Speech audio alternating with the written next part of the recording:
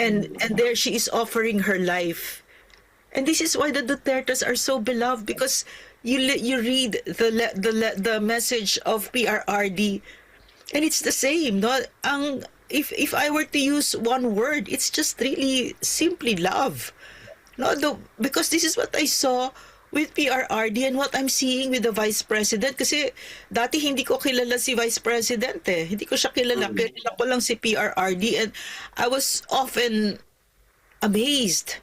Now, we would work until late at night at saka hanggang 1, 2, and I would see talagang yung sinasabi niya sineryoso ko, parang he was crucifying himself. Talagang pagod na siya, pero ano yung underlying, doon, yung strength niya, ano yung gasolina niya, talagang pagmamahal sa bayan, yun, no? Sa gitna po ng pagsubok, hindi siya nawala ng tapang. Mantakin mo, nakakulong siya, Ma'am Lorraine. Walang kasiguruhan na siya ay mapaparelease. Lahat ng mga motion and petition denied since last year. And yet, ang kanyang paninindigan, hindi ko kayo kinikilala. Wala kayong karapatan na ako ay ikulong. Kayo ay kasabwat ng gobyerno sa Pilipinas na ako ay pinadukot. Ang ganyang mga pananalita at direktang pahayag ay direktang pag-challenge sa mapang-abuso at aroganting kahambugan ng otoridad na ginagamit ng ICC sa kanyang pagkikipagsabwatan, and yet hindi mo makikitang lumuluhod siya. O kaya ay naninikluhod, o kaya ay nakikiusap na, sige na, maawa kayo sa akin, i-consider nyo na. No. He is very defiant. Talagang itinatakwil niya. Tama lang dapat. Kung ako man ay piyon ang pipiliin ko. Bakit kayo mangingialam, manghihimasok sa mga usapin ng aming bansa? March 2019 pa, wala na kayong karapatan o anumang otoridad na manghimasok. At kahit pa sabihin na kayo ay ginamit ni Marcos, nagpagamit kayo para wasakin ang soberenya, ang saligang batas, at ang aming integridad bilang bansa. Yun ang gusto niyang kaagad i-emphasize sa first paragraph ng kanyang mensahe. Mga kababayan, tapang. Tapang na kahit pa nagipit at batbat ng pagsubok ng kagipitan, hindi siya lumuluhod. Sabi mo nga, Ma'am Lorraine, he will never submit himself to a foreign entity, lalo na ang mga abusado. Kahapon po ay kumalat sa buong social media at talaga namang nakakaantig ang naging pahayag na ginawa po ni Pangulong Rodrigo Duterte matapos po ang kanyang liham ng pagpapahayag para sa mga mamamayang Pilipino, kung saan una, diniklara po niyang hindi niya kinikilala ang otoridad o jurisdiction ng ICC sa kanya. Meaning to say, it's an outright defiance and rejection sa ICC. Ang otoridad na ito, sabi ni Pangulong Duterte, ay dapat nasa soberenya ng isang estado na tinatawag na Pilipinas. At ang kanyang saligang batas, ang kinikilala niya, hindi ang dayuhan na isang entity na ngayon ay illegal na nagpapakulong sa kanya. This is the first time that the former President, Ma'am Lorraine, ay sinabi niya na hindi niya kinikilala ang ICC sa ano pa mang otoridad na gusto nitong gawin laban sa kanyang pagkatao at pagkakaditine. Pangalawa, binanggit ng ating Pangulo na kinidnap siya. Siya po ay pinakidnap ng puwersa ng Estado ng Pilipinas, ng sariling gobyerno, sa pamumuno ng Presidente ng Pilipinas. Binanggit niya talaga, direkta. And third, sabi niya hindi na ako mag-participate sa anumang proceedings ng ICC. Mahina ng katawan ko, may mga karamdaman ako, matanda na ako. Gawin niyo na ang gusto niyong gawin, pero hindi ko kikilalanin ang prosesong ito. At kung ako ay pumanaw man sa loob ng kulungan, then tinatanggap ko na yun ang patutunguhan ng buhay ko. Basta ako nakalaan pa rin maglingkod sa mga mamamayan. Ma'am Lorraine, your take on this? It's quintessential PRRD. I like, you forgot the part, Eric, where he also says, saan na yun? Ganda nung sinabi niya. But those that desire this thing for me, should know that my heart and soul will always remain in the Philippines. In the Philippines. So, yeah, ang ganda niyan. Ma'am, your reaction dito sa very sharp, categorical na pagpapahayag na ginawa ni Pangulong Duterte almost a year after na halos hindi tayo nakakarinig ng mga pahayag mula sa kanya. Nakakaiyak. Nakakaiyak, no? Talagang nakakaantig ng puso talaga. Pero if you analyze it, it's quintessential PRRD. You can hear his voice. Hindi siya nag-AI, no? Talagang Yeah. siya ito. And the words that he wrote there, no, very powerful words, no? That's his life, no? Yan yung kwento ng buhay niya. Parang when you're reading that message, it's like you can almost see the unfolding of his entire life, no? Yung pagmamahal niya sa Pilipinas, yung soberenya, at he will never bow to a foreign entity. He will only bow to the Filipino people. This is his life. This is the entire life of Rodrigo Roa Duterte and his love for us. 'Di ba? Yan yung sinasabi niya. Yan yung pinaka Eric, sabihin mo sa ating mga kababayan kasi yung last niya is kaninyo ako magpabaling sulugonon. Could you tell us what it means because it's so beautiful? Oo, ang huling linya na yan po ay Bisaya yan. Yeah. Bisayan words po yan. At ang ibig sabihin yan, sa inyo, ako ay inyong tagapaglingkod pa rin. Yeah. To you, I will always be a servant to you. Imagine, no? That's what I mean. It's quintessential digong, no? Hanggang sa kahuli-hulihan. And this is what I mean when you can almost hear his voice. He's really just that's his area of his strength, no, how he was so connected to the Filipino people. He would talk to us through that dark shadow of the valley of death during COVID, and he just I'll never leave you, no. And I'm hearing his voice very clearly, and to the end, no, ang ganda-ganda ng speech niya, parang sila ni VP ganon, no, marinig mo ang boses nila, both beautiful speeches, no, parang you put them side by side together and it's the same thing what they're saying, no. They're saying lingkod, kasi si Inday naman inilatag niya yung patawad. She said it 8 times patawad dito, patawad sa ganito, no. Lahat nung ginawa ni Bongbong Marcos na atraso niya sa bayan, and what I see is that this is going to be her diyan siya magfo-focus, no. Yan yung aayusin niya. Makita mo ang esensya ay lingkod bayan ng Duterte, talagang naglilingkod sa bayan. Ito rin naglilingkod sa bayan. Ang sinabi ni VP, I will offer my life, my future, my strength, my future. my strength, yeah, in the service of our country. Kasi humihingi siya ng patawad. Pagkatapos, I cannot ask forgiveness. I cannot kneel before each Filipino to ask for forgiveness. But this is a real apology, because a real apology also says, in exchange for that, I'm going to fix the damage that I caused, no. And there she is offering her life. And this is why the Dutertes are so beloved, because you read the message of PRRD, and it's the same, no. If I were to use one word, it's just really simply love. No, because this is what I saw with PRRD and what I'm seeing with the Vice President. Kasi dati hindi ko kilala si Vice President Hindi ko siya kilala. Kilala ko lang si PRRD, and I was often amazed.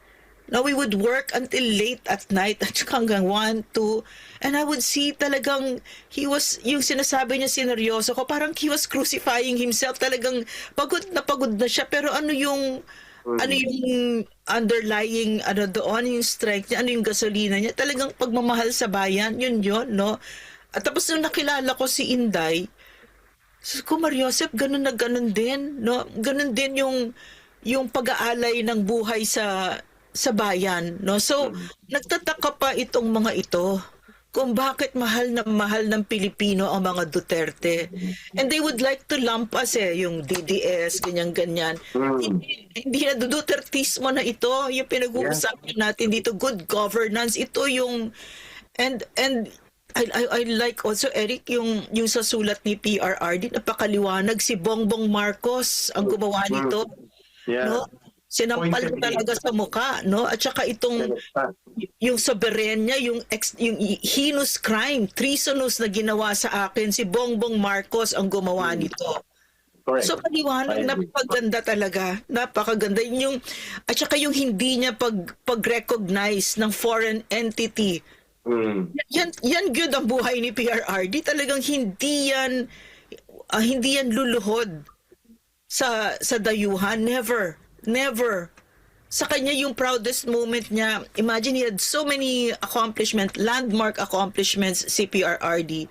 And yet he would tell us, my proudest moment was when we were able to bring home the Balangiga bells. I had forgotten what is this. And then when I found out what it was, no, that was it. No, he's the sovereignty of our nation. No, so Correct. beautiful. I agree. At sa gitna po ng pagsubok, hindi siya nawala ng tapang. Mantakin mo, nakakulong siya, Ma'am Lorraine. Walang kasiguruhan na siya ay mapaparelease. Lahat ng mga motion and petition denied since last year. And yet, ang kanyang paninindigan, hindi ko kayo kinikilala. Wala kayong karapatan na ako ay ikulong. Kayo ay kasabwat ng gobyerno sa Pilipinas na ako ay pinadukot. Ang ganyang mga pananalita at direktang pahayag ay direktang pag-challenge sa mapang-abuso at aroganting kahambugan ng otoridad na ginagamit ng ICC sa kanyang pagkikipagsabwatan. And yet, hindi mo makikitang lumuluhod siya. O kaya ay naninikluhod, o kaya ay nakikiusap na, sige na, maawa kayo sa akin, i-consider nyo na. No. He is very defiant. Talagang itinatakwil niya. Tama lang dapat. Kung ako man ay piyon ang pipiliin ko. Bakit kayo mangingialam, manghihimasok sa mga usapin ng aming bansa? March 2019 pa, wala na kayong karapatan o anumang otoridad na manghimasok. At kahit pa sabihin na kayo ay ginamit ni Marcos, nagpagamit kayo para wasakin ang soberenya, ang saligang batas, at ang aming integridad bilang bansa. Yun ang gusto niyang kaagad i-emphasize sa first paragraph ng kanyang mensahe. Mga kababayan, tapang.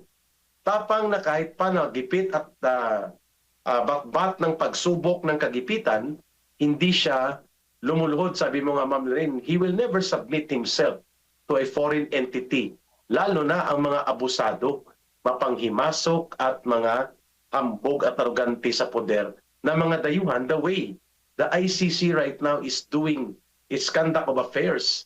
At the only na idinitini ng ICC na kayang pagsalitaan sila ng ganong kalantad at direktang pagpupuna, si Rodrigo Duterte pala nakagawa nito. Mga kababayan, Ma'am Lorraine.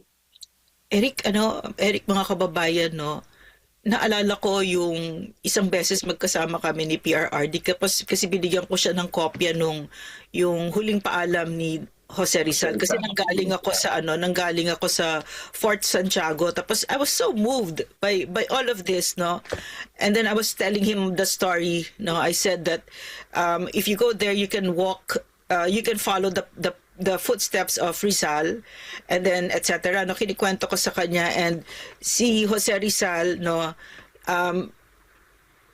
gusto siyang naka-blindfold. Inutusan ng mga Espanyol naka-blindfold. He refused because he wanted to see the Filipinos, and he wanted the Filipinos to see this is the way a Filipino is. Hindi ako natatakot. I agree. So PRRD is doing the same. PRRD is doing the same, na hindi ako natatakot. Ganito ang Pilipino, may dangal tayo. Okay. Hindi siya lumuluhod, hindi siya nagmamakaawa, hindi siya ganito yung mga bayani natin. I'm sorry, Eric. Later. Yeah. So parang Yeah. gano'n. I agree. uh, the moment na pinadukot si Pangulong Duterte at hindi siya nagpatinag, this bankrupt, coward, and very rotten to the core, bulok na gobyerno ni Marcos, they only achieve one thing. They made Rodrigo Duterte a living hero at mas lalo siyang minahal ng taong bayan. And I agree sa punto de vista ni Ma'am Lorraine. The statement released by Digong was not about him. It was about the nation. It was about the Filipino people. Ang ina-address dito ni Pangulong Duterte ang taong bayan. Hindi yung kanyang sariling kalagayan. Kung hindi, ginagamit niya ang kanyang sariling kagipitan upang ipakita sa mga mamamayan, sa taong bayan, na hindi dapat tayo matakot sa anumang kalagayan na ang ating dangal at integridad, hindi lamang bilang mga Pilipino, kundi bilang isang bansa, kailangan wag natin niyang bitawan. Kung ang gobyerno sa Pilipinas ngayon, tagapagtaguyod ng kataksilan, katraiduran, tagapag-facilitate ng pangingidnap ng kanyang sariling mamamayan, at hindi pa kontento mga kulukoy na ito, pati ang dalawang senador, dating DOJ Secretary at iba pa mga naglingkod na general ng ating Philippine National Police, ipapadukot din nila. Tama lang itong pahayag ni Pangulong Duterte. Mga kababayan, and sabi pa niya, Ma'am Lorraine, doon sa kanyang sinulat, hindi siya natatakot na harapin ang mga nag-aakusa sa kanya.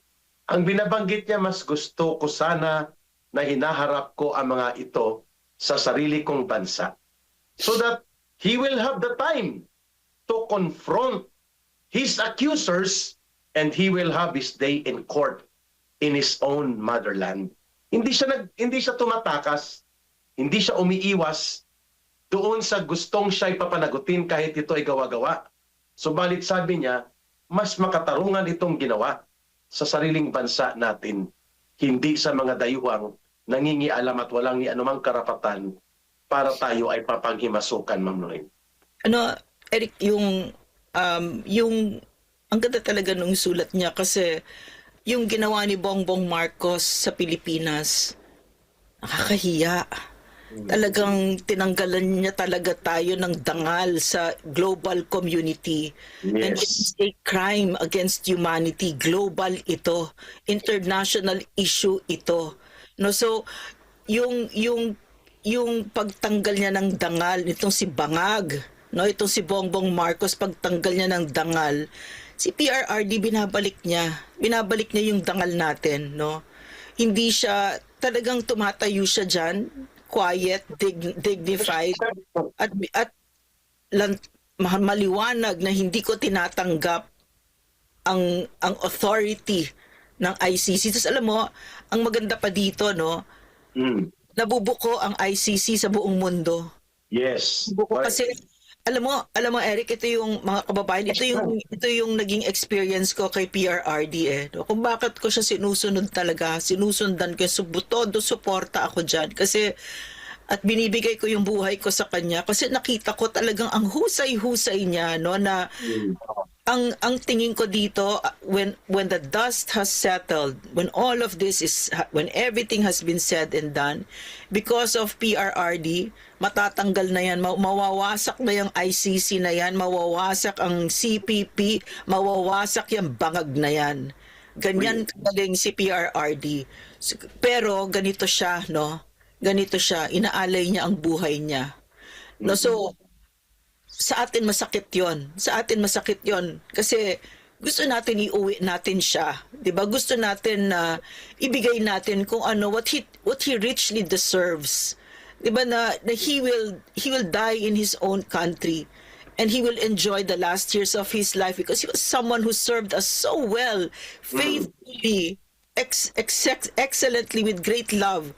Pero parang pero sinasabi niya ganito, hindi na tanggap ko na kahit mamatay ako dito, 'di ba? So, yan yung that's the paradox to all of this Even though it seems like a position of weakness kasi parang you're surrendering It's such a strong position. It's from a position of strength where you let go of your life and you say, I offer it. And then in the same vein, he says, you have to know that even andito ako, ang puso ko, ang kaluluwa ko, nasa Sa Pilipino. Pilipinas. Grabe, di ba? Talagang, Tapos it's yung really, last line niya, Mama, sa yeah, inyo lamang ako maglilingkod. di ba? Di ba? No? Parang, ano, it's really it's really his destiny, no? Because, um, si PRRD, another story, no? Another story. We were asked to, nung pag-upo niya ng president, may Malacanang sa Davao. Noong panahon ni Davao. GMP nilagay yan, no? So, and then nung pagpasok niya, nakita niya puro portrait niya, pinatanggal niya. 17 portraits niya, pinatanggal niya. Tapos sabi niya sa akin, ilagay ninyo dyan. Kami nung uncle ko, yung Mayor Vic Badoy, who was with the National Heritage, no? Ilagay niyo dyan yung mga bayani natin. And you know, ang galing-galing niya kasi nung paglagay namin, ang ganda, eksaktong-eksakto talaga. So, ang gusto kong sabihin lang, no, parang he has joined the pantheon of heroes and heroines, Philippine heroes and heroines, and really PRRD has earned his destiny. Dito talaga kaya tayo tatatagan natin ang loob natin, no? At Correct. yun lang Eric. Tama ka dyan, Ma'am Lorraine, sa pananaw na yan, sapagkat yung mga naunang mga bayani, balikan na namin ni Ma'am Lorraine, ang mga banyaga at dayuhang puwersa, tinatawag silang bandido, mga tulisan. Pero Yeah. hindi totoo yun. Like, later, nalaman ng buong bayan na hindi sila mga bandido like si Macario Sakay. Yeah. Oo.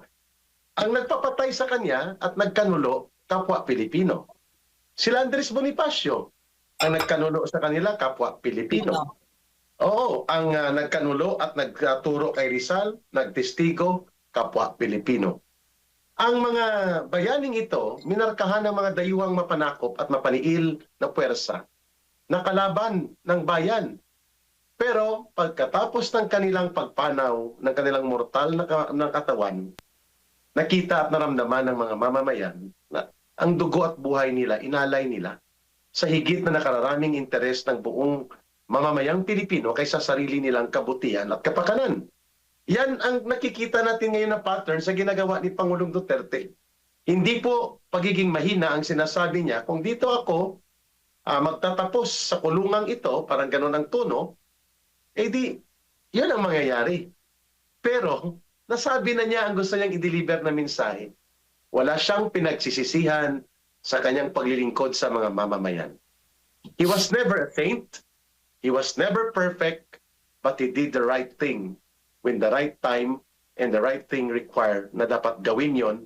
Hindi siya nagatubili na ipagtanggol ang kanyang bayan, ang kanyang mamamayan, laban sa pagdausdos ng kaayusan, pagkawasak ng batas, paglaganap ng krimen, terorismo, abuso at mga pangungurakot sa gobyerno na papanahon na dumating si Rodrigo Duterte.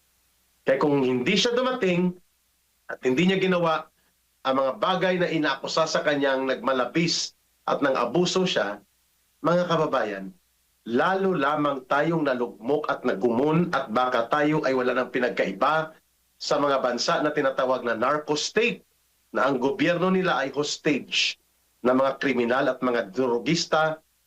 Sa bagay, ang Pilipinas ngayon, hostage din naman talaga ng ang gobyerno natin ng isang drogista, subalit ng kanyang private army ay nakakahiya ang Armed Forces of the Philippines, parang pribado niya yung tagapagprotekta. Kaya dito ko ngayon makikita ang punto de vista ni Pangulong Duterte nang nandito pa sa Pilipinas. Pinapanawagan niyang AFP, kayo ang makakagawa ng hakbang para matapos ang problema na ito. He was not instigating kudeta. He was not inciting to sedition, to commit mutiny. He was telling the Armed Forces of the Philippines, do your duty to protect the people. At hanggang sa siya ipinadukot, ang Armed Forces po, kung nanindigan, hindi po nangyari yun. Walang magagawa si Marcos at sila Diwata Torre. Kung may paninindigan ang pamunuan ng AFP, pwede nilang sabihin, pwede ba sundin natin ang proseso? Huwag nyo siyang kuhanin na wala kayong malinaw na warrant of arrest. Huwag nyo siyang dalhin na hindi dumaan sa proseso. Iharap natin sa korte. i-determine ng korte kung tama o hindi ang pagkuha sa kanya. Nag-approve ng kanyang flight na kaya niyang ilipad siya, military doctor. Tang ina talaga. Military doctor. Pwede naman yun i-overturn. Ang sinabi ng military doctor na yon, pwedeng i-overturn yun ng commander na mas mataas sa kanya. No. We seek higher and serious authority of medical determination, including judicial process, to determine kung ang former president ay dapat dalhin o hindi. Mantakin mo yung military, pinipigilan nila na makapasok ang vice president. Elected by the people, appointed by his father to be among his lawyers, hindi makapasok sa loob ng Villamor, ng kampo ng militar. Ibig sabihin po, pakikipagsabwatang napakalala sa kataksilan sa sariling mamamayan ang ginawa ng AFP.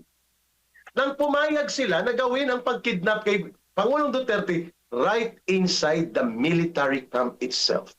Na minahal ni Pangulong Duterte ang AFP, binalik ang kanilang dangal, ang kanilang integridad, pinadoble ang sahod, pinahalagahan sila, niyakap sila ni Pangulong Duterte, and yet sila ang naging main instrument ni Marcos, hindi lang si Torre, para isagawa ang karumaldumal na kataksilan laban kay Pangulong Duterte. How hard is it for a president like Rodrigo Duterte na minahal ang AFP para tanggapin mo na ipinagkanulo ka ng sariling organisasyon na minahal mo dahil naniniwala ka na ito ay tagapagtanggol ng mamamayan, hindi pala, Ma'am Noreen.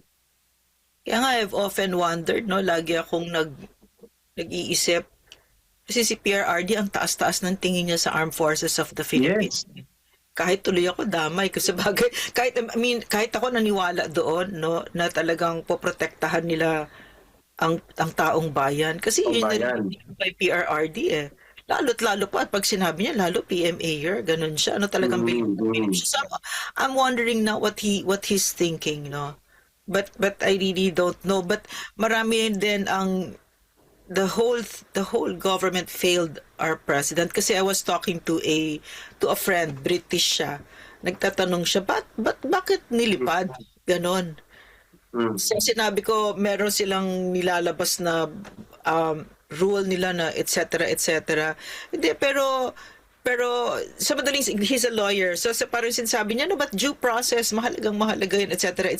Yes. And then he said, because in my country, sabi niya, kunyari yan ang nangyari, the Supreme Court will do something right away. They'll issue right away. They'll do everything to make sure na hindi matutuloy yan. No? So, it's not just the armed forces, but a lot of things. No? So, yeah. And what else, no, Eric? Parang kasi gusto ko yung sinabi mo na yung kino-compare mo na yung mga yung mga bayani natin, no? Ang nagtatraidor sa kanila, mga kababayan natin. Sariling, ganun din nangyayari ngayon kay PRRD. At hindi ko alam pinag-uusapan ang sila BBM, sila Marcos, no? Or ang AFP. Ang pinag-uusapan ko, mga vloggers na nagpapabaya. Isa pa yan. Grabe yan. Hindi maliit na bagay yung ginagawa ninyo. Kayo mga bayan kayo. Yan sila Jamma. No, hindi maliit na bagay ang ginagawa ninyo. Binibigyan nyo ng takip ang pinakamalaking mandarambong sa Pilipinas. Para saan? Pera, di ba? Pera. Ina, di ba? So, Hudas. I don't, yung hudas talaga to mga ito. So talagang dadating ang panahon, dapat sisingilin din yung mga yan. At saka yung mga kain-suka, no, talagang, Eric, kahit CPP, no? Grabe. No? Right? Terrible. Ay, dati, di ba, kumakalat yung kanilang video na halos magurumentado sila na ipabubungkal nila yung bangkay ni Pangulong Marcos nila, natatay ni Bongbong na pinalibing sa libingan ng mga bayani, halos mag-riot sila. Pero ngayon, sinong pinagpoprotektahan nila? Ang magnanakaw na tinatawag nilang anak ng diktador at magnanakaw, kasama nila ngayon. Tama ka, ma'am. Eric, question.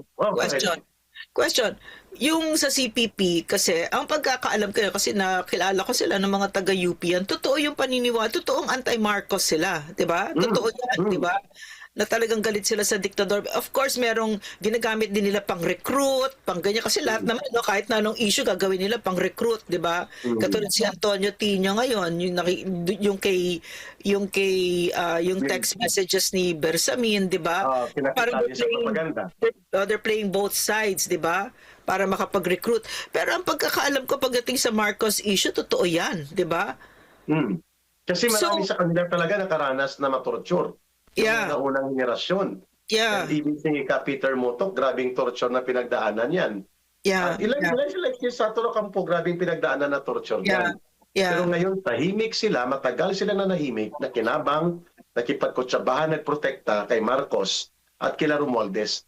Ibig sabihin, agree ako sa punto mo, Ma'am Norin, bahagi sila ng mga kain-suka. Bahagi sila ng walang paninindigan at sila ay nagbebenta ng kanilang sinasabing prinsipyo or highest bidder. And they were bought by Marcos to become part of the criminal cover-up. I agree to that point. So they're going to pay a very high price for this. I mean, Dapat. the CPP and sila Kiko Pangilinan, sila Risa Ontiveros, Percy Sendanya, Laila De Lima, Chel Jokno. Si Chel Yes. Jokno, pinuri pa niya si Marcos doon nagsoli ng 60 billion na ninakaw sa Yeah. field, 'di ba? So sa madaling salita, they're gonna pay a high price for their lack of integrity kasi bagsak na bagsak si Marcos, 'di ba? So ngayon kasi nag-declare na si Vice President, 'di ba? Yes. So ang ganda ng strategy ni Inday talaga. Napakaganda kasi Very sharp. now lalabas talaga kung nasan ka, kanino ka, 'di ba? Ah. So kay Marcos ka, o sige, kay Marcos ka, 'di ba? Dahil gusto mo yung pera, yung makinarya, ganon. Pero pabagsak na siya eh. Dapat at this point, alam mo na si Marcos is a kiss of death. I mean, like super guaranteed. The Filipino people hate him. So, Correct. any alliance with Bongbong Marcos is really the end of your political career. So now, this Risa Ontiveros is fashioning herself as the opposition. Lahat sila. How is that possible? Risa Ontiveros, nagtanim witness ka nga, nautos ni Lisa Marcos na magkakampi kayo. You cannot even say Marcos resign, Marcos magnanakaw. You cannot. For all these decades na Marcos magnanakaw, yung lumalabas sa putang ng bunganga mo, sinungaling ka. Then ngayon, bakit tahimik? And then now you're saying your opposition. So funny, 'di ba? Pinagsasabi mo. Pero gets mo yung sinasabi ko, Eric, mga kababayan. Now they're in a dilemma. Now they're in the corner. Now because lumabas na talaga, nagresibuhan na tayo. No, na Marcos kayo.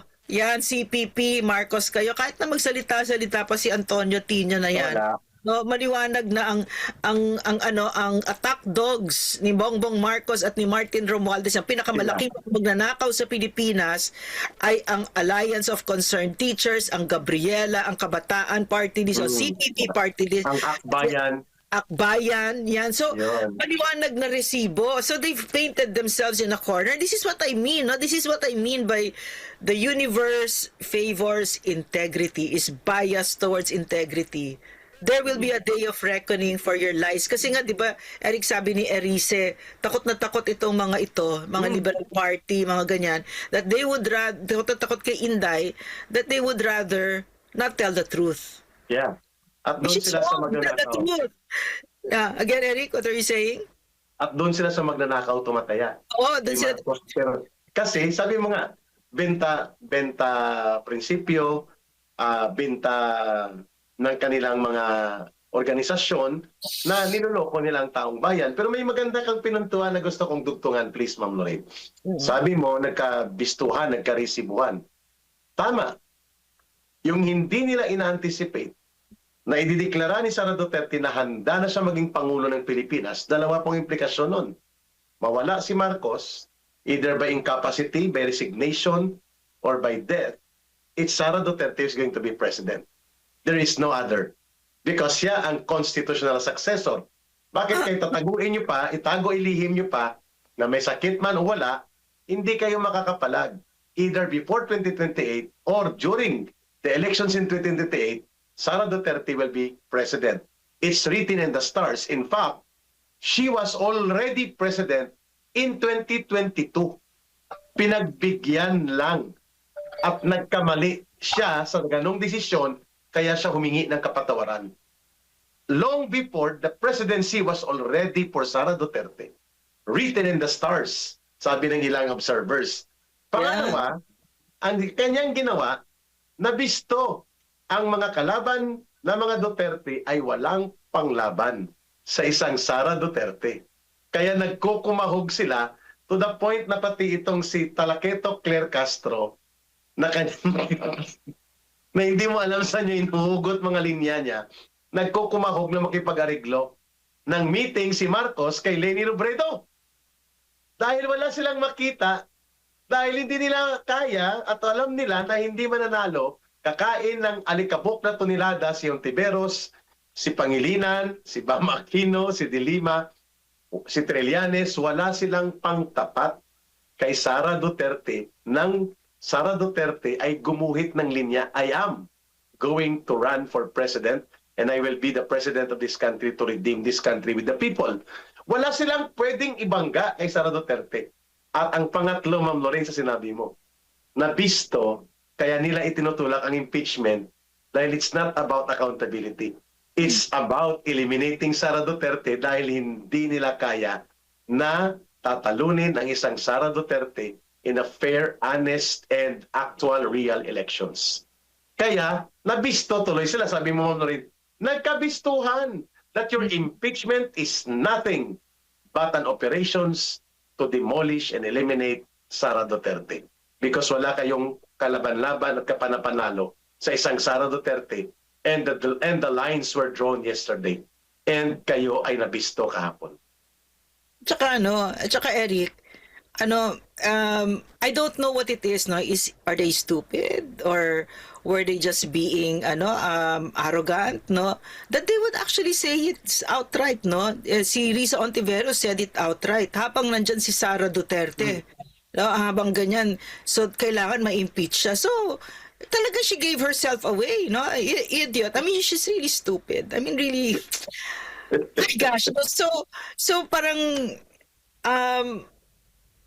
I want to underline something, no? Kasi maikli lang tayo ngayon na mahalating talaga. Please go ahead pa. Saan kumukuha ng kapangyarihan si Inday? Yeah. Sa atin.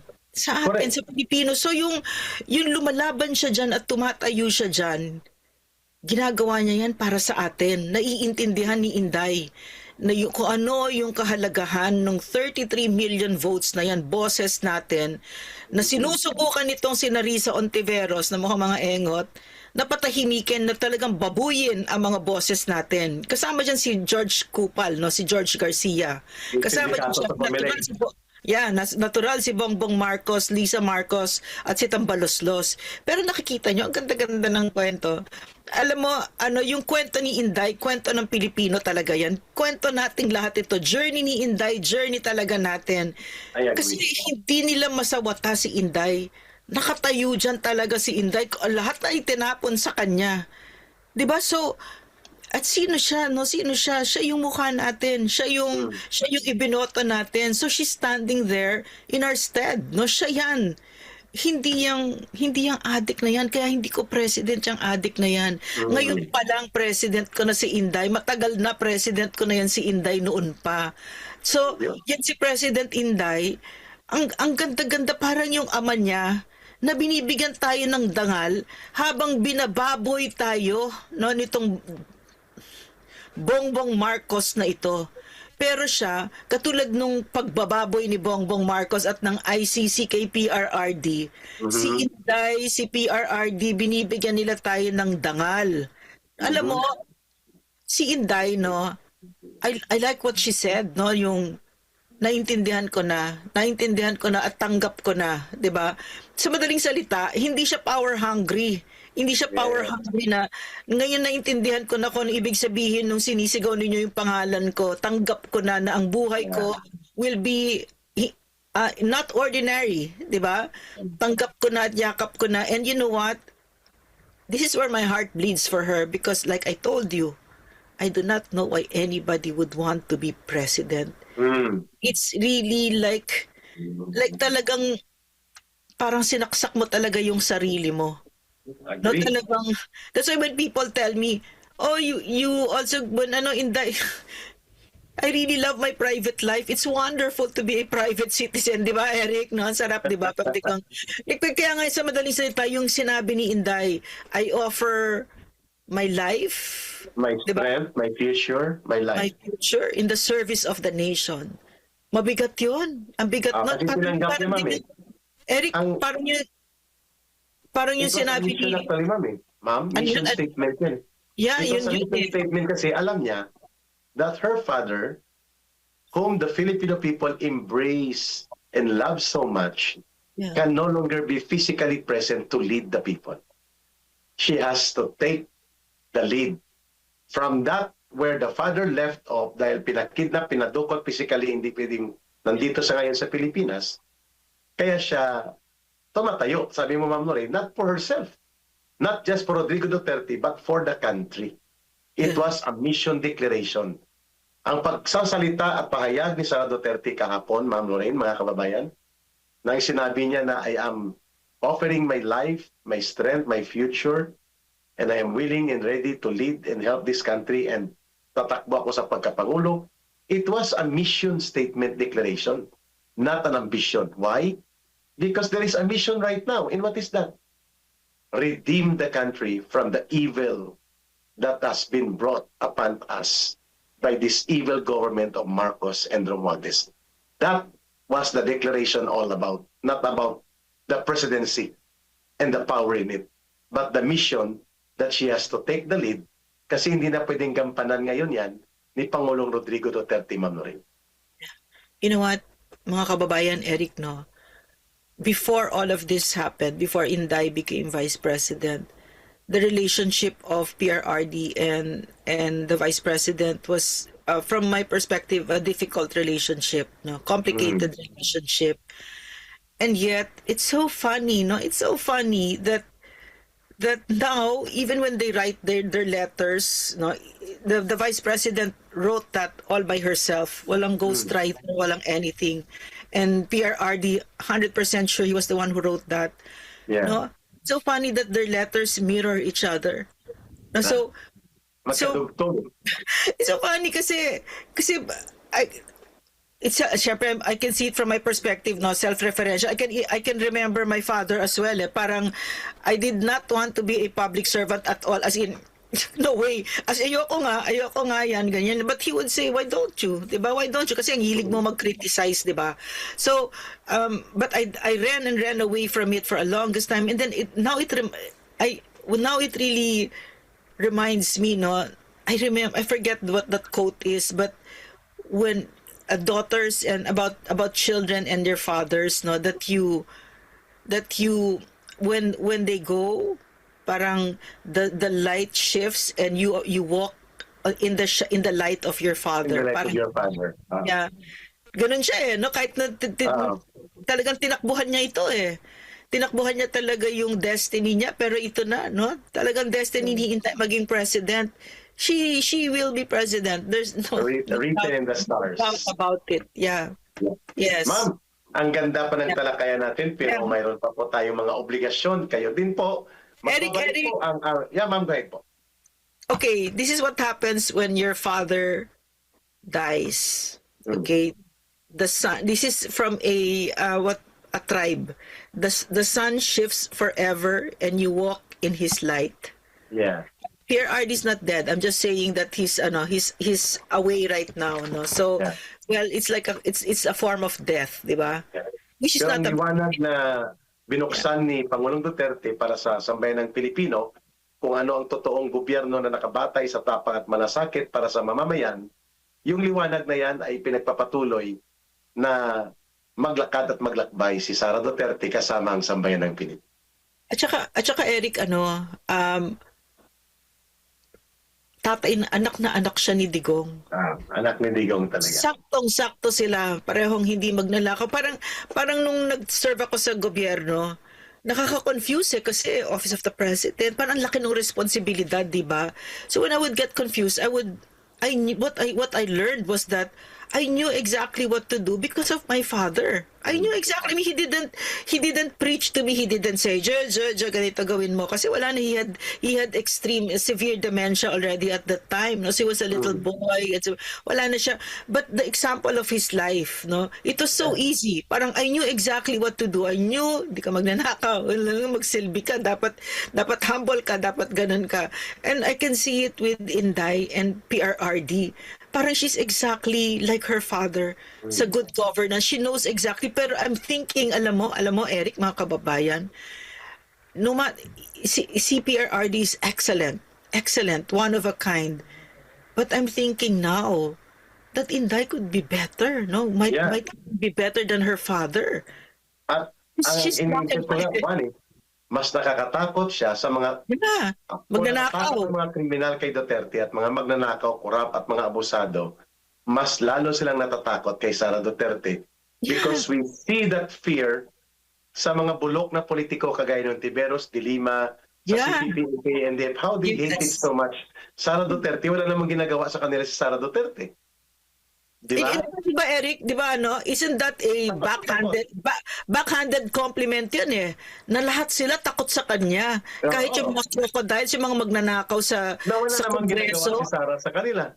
Oo, pero kasi alam nila, pagdating ng singilan, lagot sila kay Inday kasi si Inday is she's fiercely anti-corruption. Yeah. No, so napakaganda na meron silang yung endorsement ng mga magnanakaw na ito, ng CPP, ng bulok ng mga politiko niya, sina virus na yan, na takot sila kay Inday. Yan ang endorsement nila. Yes. Ma'am, pag-usapan natin kay kapos ng oras natin, maganda pang talakayan natin, magbabalik po ang aming episode ni Ma'am Lorraine sa Bigwas ng Agila. Medyo bitin kayo pero babawi kami.